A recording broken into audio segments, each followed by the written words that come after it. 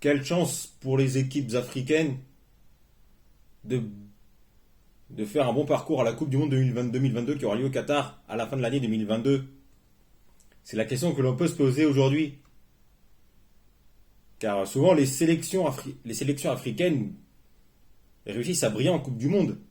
On l'a vu par exemple avec le Sénégal en 2002, le Ghana en 2006, 2010, et le Nigeria et l'Algérie en 2014. Même s'il y a 4 ans, on n'a pas eu d'équipe africaine présente en huitième de finale, il y a 4 ans. C'est l'occasion aujourd'hui d'évoquer, de parler des équipes africaines qualifiées pour la Coupe du Monde, c'est-à-dire le Sénégal, la Tunisie. Ensuite, qu'est-ce qu'il y a comme équipe? Il y a le Maroc, le Ghana et le Cameroun. Ben, je les ai classés par ordre de groupe, hein. Tout d'abord, parlons du Sénégal. Comme vous le savez sans doute, hein, enfin, l'anecdote, c'est que à chaque fois que le Sénégal était qualifié pour la Coupe du Monde, le Sénégal a toujours gagné son premier match de groupe. Et on l'a vu pour tous les anciens, le Sénégal a gagné le match d'ouverture face au champion du monde en titre, l'équipe de France, 1-0 sur ce but du regretté Papa Bouba Diop qui malheureusement nous a quittés il y a 2 ans des suites d'une longue maladie. Et ensuite, près de quelques années plus tard, c'est-à-dire en 2018, le Sénégal s'impose, gagne sur je ne sais plus quel score, j'ai oublié le score. C'était face à la Pologne, si je ne dis pas de bêtises, qui gagne là son match d'ouverture, hein, son premier match de groupe. Donc peut-être que pour leur match d'ouverture, ça c'est un bon présage pour le Sénégal, hein, qui va démarrer sa Coupe du Monde face aux Pays-Bas, hein, qui reviennent de loin, hein. Donc et pourquoi pas une troisième victoire pour leur match d'ouverture, quoi. D'abord, donc le Sénégal, c'est une équipe qui réussit plutôt assez bien en Coupe du Monde, hein. Enfin, depuis le Sénégal, hein, qui est désormais une des plus grandes nations africaines de tous les temps, hein, voire la meilleure nation africaine en ce moment, hein. Car le Sénégal, ça a quand même du costaud, hein, avec Edouard Mendy, vainqueur de la Ligue des Champions l'année dernière avec Chelsea, et qui pour moi aurait même pu, voire dû remporter le trophée Lev Yashin à la dernière cérémonie du Ballon d'Or, hein. Mais bon, vu qu'il y a Donnarumma qui est passé par là, hein, en remportant le titre de meilleur gardien et meilleur joueur de l'Euro, et puis donc vainqueur du trophée Lev Yashin. Bon, ça, c'est une autre histoire. Ensuite, le Sénégal a une défense quand même qui est quand même une forteresse avec Kalidou Koulibaly qui a quitté le Napoli pour rejoindre Chelsea cet été et s'est quand même bien et qui s'est quand même bien renforcé avec l'arrivée de Abdou Diallo qui a finalement choisi de jouer pour le Sénégal, bien qu'il soit né en France et qu'il ait joué avec les équipes de France jeunes, hein. Donc la défense sénégalaise, c'est plutôt costaud, hein, on va dire. Ensuite, tu as le milieu de terrain qui avec l'expérimenté Cheikhou Kouyaté, qui est, bien que milieu, peut jouer de défense centrale. Et surtout, l'autre parisien du groupe, c'est Idrissa Gueye, hein, qui a plus ou moins fait une bonne saison la saison dernière, hein, même s'il y a parfois quelques erreurs de concentration, on va dire. Mais bon, Idrissa Gueye, ça reste un bon milieu. Et puis c'est surtout devant qui est pas mal, c'est que le Sénégal a un des meilleurs attaquants du monde, hein, qui est Sadio Mané, hein, vainqueur de la Ligue des Champions avec Liverpool il y a 3 ans, finaliste de la CAN il y a 3 ans, et qui a cette année, en début d'année 2022, remporté la Coupe d'Afrique des Nations avec le Sénégal. Et c'est lui qui a marqué le tir au but qui a offert la victoire au Sénégal pour remporter la Coupe d'Afrique des Nations, hein. Et même élu meilleur joueur de la Coupe d'Afrique des Nations. Et en plus de ça, Sadio Mané a réussi à qualifier à lui tout seul le Sénégal pour la Coupe du Monde, hein. Ce qui fait que Sadio Mané aurait pu prétendre au Ballon d'Or, hein. Car si Liverpool avait remporté la Ligue des Champions en fin de saison dernière face au Real Madrid, bah Sadio Mané aurait sans doute pu remporter le Ballon d'Or, mais bon, vu que c'est le Real Madrid qui a remporté la Ligue des Champions, on sait tous que ce sera Benzema Ballon d'Or. Et bon, ça, c'est une autre histoire. Ensuite, pour rappel, le Sénégal est dans le groupe des A avec les Pays-Bas, le Qatar, pays organisateur, et l'Équateur. Ensuite, on a la Tunisie qui est dans le groupe de nos champions du monde en titre, l'équipe de France. Et aussi dans le groupe du Danemark qui est décidément est le poil à gratter dans toutes les compétitions internationales, que ce soit en Coupe du Monde ou à l'Euro. Bah, on l'a vu à l'Euro l'année dernière, hein. Et dans le groupe de l'Australie, genre, la Tunisie, c'est une équipe qui revient de loin aussi, hein. Elle qui a remporté la CAN en 2004 face au Maroc, hein. Et la Tunisie qui avait des bons éléments importants comme Hatem Trabelsi, comme Radi Shahidi, Selim Benachour et surtout Francilo dos Santos, hein. Et ça, les supporters de Sochaux savent de quoi je parle, je pense, hein. Ils ont la ref. Ouais, Francilo dos Santos, pour les plus anciens, c'est un joueur qui est né au Brésil et dont sa femme est tunisienne, si je ne dis pas de bêtises, et qui a fait ses premières marques à aller dans le championnat tunisien avant de se révéler à Sochaux, hein. Et ça, les plus anciens ont la référence, je pense, hein.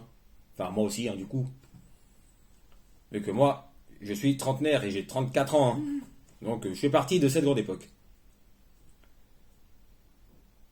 Mais quand même, pour la Tunisie, ouais, ça se complique un peu déjà, hein, qui va démarrer sa Coupe du Monde face au Danemark, hein, qui a été redoutable l'année dernière à l'Euro, hein, face à l'Euro de Eriksen. Eriksen qui revient bien en ce moment, hein, face à, au- ouais, enfin, face à au Danemark de Eriksen, de Braithwaite, de Poulsen, de Kier, etc., etc. Oui, et de Damsgaard aussi. Enfin, la Tunisie. Ouais, c'est une équipe qui revient bien, hein, avec grâce à notamment leur buteur Wabi Kazri, hein, qui peut jouer la tantôt au 10, tantôt au 9,5, tantôt au 9, hein. Wabi Kazri, lui, reste un joueur important de cette équipe des Aigles du Carthage. Bien qu'il ait eu une saison compliquée avec l'AS Saint-Etienne, hein, pour toutes les raisons qu'on connaît, malheureusement, hein, avec la relégation des Verts en Ligue 2. Ensuite, autre équipe qualifiée pour la Coupe du Monde, le Maroc. Alors là, pour le Maroc, c'est en ce moment, leur année, c'est plus compliqué, notamment avec les résultats parfois en dents de scie, avec des courtes victoires face à des nations plus faciles, plus abordables, on va dire quoi, hein. Et ça ne passe pas auprès des supporters marocains de ce que j'ai vu, hein. Enfin, si vous regardez les vidéos de Chronique de l'Atlas, hein, il saura mieux parler de moi de cette équipe du Maroc et de ses difficultés sportives, notamment sur des courtes victoires des 1-0 face à des nations plus faciles des nations plus abordables, on va dire, hein. Et en plus de ça, cette équipe du Maroc est en ce moment dans une polémique, hein, concernant l'affaire Ziyech et Vaïd Halilodzic, hein. Ouais, comme vous le savez sans doute, hein, Ziyech n'était même pas dans la liste de l'équipe du Maroc pour participer à la Coupe d'Afrique des Nations, hein, vu qu'il était en brouille avec Vaïd Halilodzic, hein. Et à l'heure où je tourne cette vidéo, hein, Vaïd Halilodzic ne devrait pas rester longtemps sélectionneur de l'équipe du Maroc, hein, à l'heure où je tourne cette vidéo. Ce qui ouvre peut-être la porte à un retour de Ziyech dans l'équipe du Maroc pour la Coupe du Monde. Mais bon, encore faut-il que le Maroc réussisse à passer le premier tour, car là, ouh là là, ça va pas être facile, hein, face à la Belgique, troisième de la Coupe du Monde il y a 4 ans en Russie, et qui a des joueurs excellents comme Courtois, De Bruyne, Hazard, Lukaku, Mertens, etc., etc. Et face à la Croatie, finaliste il y a 4 ans en Russie, et qui a aussi des top joueurs, des grands joueurs comme Luka Modric, Ballon d'Or 2018, vainqueur de la Ligue des Champions, Marcelo Brozovic de l'Inter Milan, Kovacic, vainqueur de la Ligue des Champions avec Chelsea, Perisic, Kramaric, Rebic, Lovren. Et là, je me dis que je pense que ça sera loin d'être facile pour ces Lions de l'Atlas. Mais on leur souhaite de briller dans cette Coupe du Monde, hein. Même si ça va pas être facile dès le début, hein. Surtout face aux Croates finalistes il y a 4 ans. Ensuite, autre équipe qualifiée, c'est le Cameroun. Et ça, le Cameroun, c'est un qualifié c'est plutôt un qualifié qu'on n'attendait pas dans cette Coupe du Monde, hein, car le Cameroun a eu le pire tirage en barrage de qualification pour la Coupe du Monde face à l'Algérie. Oui, oui, de l'Algérie, championne d'Afrique 2019. Hein. Après, il faut dire que l'Algérie était sur une pente descendante, hein, entre l'élimination à la CAN 2019 et cette élimination en barrage de la Coupe du Monde face au Cameroun, suite au but dans les derniers instants de Karl Toko Ekambi, le Lyonnais. Moi, honnêtement, moi je ne pensais pas le Cameroun se qualifier. Hein. Moi, je voyais vraiment l'Algérie se qualifier sans aucun problème, vu les difficultés de ces dernières années du Cameroun, vu que le Cameroun, c'est plus la même époque que l'époque des Songo, Song, Jérémy, Lorraine, Eto'o, etc., etc. Même si dans cette équipe du Cameroun, il y a du bon. Avec Karl Toko Ekambi, de l'Olympique Lyonnais, de Vincent Aboubakar, l'ancien du FC Porto, comme Eric Maxime Choupo-Moting, qui a rendu service au Paris Saint-Germain et qui, plus ou moins, rend service au Bayern, même s'il n'est pas un titulaire indiscutable. Enfin bon, le Cameroun, si je ne dis pas de bêtises, hein, est dans le groupe du Brésil, 5 fois champion du monde, de la Suisse, surprise de l'Euro l'année dernière, et ça je l'ai encore en travers.